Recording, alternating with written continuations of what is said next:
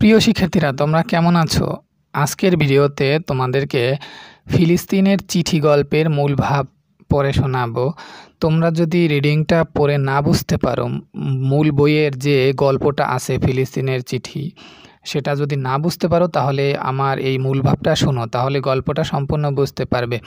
ফিলিস্তিনের চিঠি লিখেছে ঘাসান কানাফানি। তো আমি মূল ভাবটি পড়ছি, মনোযোগ দিয়ে শোনো। ফিলিস্তিনের চিঠি গল্পটি একজন ফিলিস্তিনি যুবকের মনের দ্বন্দ্ব ও স্বদেশপ্রেমের কাহিনী। একজন যুবক যে তার দেশকে খুব ভালোবাসে, সে ফিলিস্তিনে জন্মগ্রহণ করছে। সে চিন্তা করে যে সে তার দেশ ছেড়ে যাবে কি না। গল্পটি লেখা হয়েছে চিঠির আকারে, যার প্রাপক লেখকের বন্ধু মোস্তফা। মানে এই যে যুবক যে ফিলিস্তিনে বসবাস করে, সে তার বন্ধু মোস্তফাকে চিঠি লিখছে। মোস্তফা হচ্ছে বিদেশে চলে গেছে, তার নিজের দেশ ছেড়ে। যেমন সে আগে ফিলিস্তিন থাকতো, এখন সে উন্নত জীবনের আশায় প্রবাসে চলে গেছে, ফিলিস্তিন ছেড়ে অন্য জায়গায় চলে গেছে। এখন সেই মোস্তফাও তার বন্ধুকে ডাকতেছে ফিলিস্তিন ছেড়ে তার কাছে যাওয়ার জন্য। মোস্তফা উন্নত জীবনের আশায় বিদেশে চলে গেছে এবং লেখককেও প্রবাসে যাওয়ার পরামর্শ দেয়। যে বন্ধুকে বলে, তুমি ওখানে দেশে থেকে কি করবে, এখানে আসো, এখানে উন্নত জীবন আছে, ওখানে তো যুদ্ধ বিধ্বস্ত দেশ, হ্যাঁ, তো তুমি ওখানে থেকে কি করবে।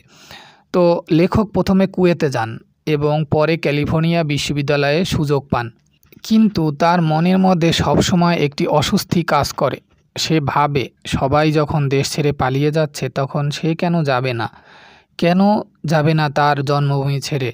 লেখক জানতো তার পরিবারে কষ্টে আছে, তাই সে প্রবাস থেকে উপার্জন করে তাদের সাহায্য করত। কিন্তু একদিন ছুটিতে দেশে ফিরে সে জানতে পারে তার ভাইজি নাদিয়া আহত হয়ে হাসপাতালে ভর্তি। নাদিয়ার মুখ দেখে তার ভেতরের সব টান আবার জেগে ওঠে, মানে দেশের প্রতি ভালোবাসা জেগে ওঠে, যে আমার ভাইজি আহত হয়ে এখানে পড়ে আছে আর আমি বিদেশে চাকরি করছি, দেশের জন্য কিছু করতে পারছি না। সে বুঝতে পারে শুধু নিজের সুখের জন্য দেশ ছেড়ে যাওয়া ঠিক হবে না। নাদিয়ার চোখে সে দেখে এক নিঃশব্দ আরতি, মানে হচ্ছে সে নাদিয়ার চোখে দেখে এক আর্তনাদ, যেখানে দেশের মানুষেরা কষ্টে আছে। তাদের ছেড়ে কিভাবে লেখক সেই মোস্তফার কাছে বা বিদেশে থেকে যাবে, সেখান থেকে টাকা কামিয়ে পাঠাবে, এতে শুধু নিজের উন্নতি হবে, দেশের কিছু হবে না, দেশের মানুষ কষ্টে থাকবে।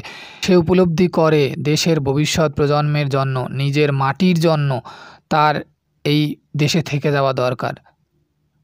তাই সে সিদ্ধান্ত নেয় আর বিদেশ যাবেন না, নিজের জন্মভূমিতে থেকেই সে লড়াই করবে, কারণ তার শেকড় এই জন্মভূমির সঙ্গেই জড়িয়ে আছে। এই গল্পটি শুধু একটা ব্যক্তিগত নয়, গোটা ফিলিস্তিন জাতির বাস্তবতার প্রতিচ্ছবি। এটি আত্মত্যাগ, ভালোবাসা ও দায়িত্ববোধের এক গভীরতম দলিল। অবশ্যই তোমরা বুঝতে পারছো। আমি যদি সংক্ষেপে গল্পটা তোমাদেরকে বলি, যে একটা লেখক, এই গল্পের যে লেখক ছিলেন, তার বন্ধু মোস্তফার কাছে চিঠি লিখছে যে, বন্ধু, আমি আর যাব না বিদেশে, আমি এই দেশেই থাকব। আমার দেশে যে মানুষেরা আহত এবং যুদ্ধ বিধ্বস্ত, তো এখানে যদি আমি থেকে তাদের সেবা করি তাহলেই সেটাই ভালো হবে।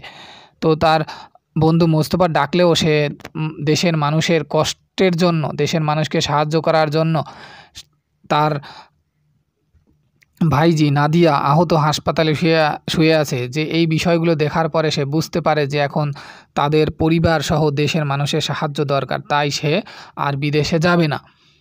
সেটা তার বন্ধুকে চিঠিতে লিখে বলেছে। তো এই গল্পটি একটা যুবকের, ফিলিস্তিনি একটি যুবকের দেশের প্রতি যে ভালোবাসা, এটা ফুটে উঠেছে। তোমরা সম্পূর্ণ গল্পটি যদি মূল বই থেকে পড়ো তাহলে আরও বিস্তারিত জানতে পারবে। আমি তোমাদের জাস্ট মূল ভাবটু বুঝিয়ে দিলাম। তো চ্যানেলটি অবশ্যই সাবস্ক্রাইব করবে পরবর্তী ভিডিওগুলো পাওয়ার জন্য। আজকের জন্য আল্লাহ হাফেজ।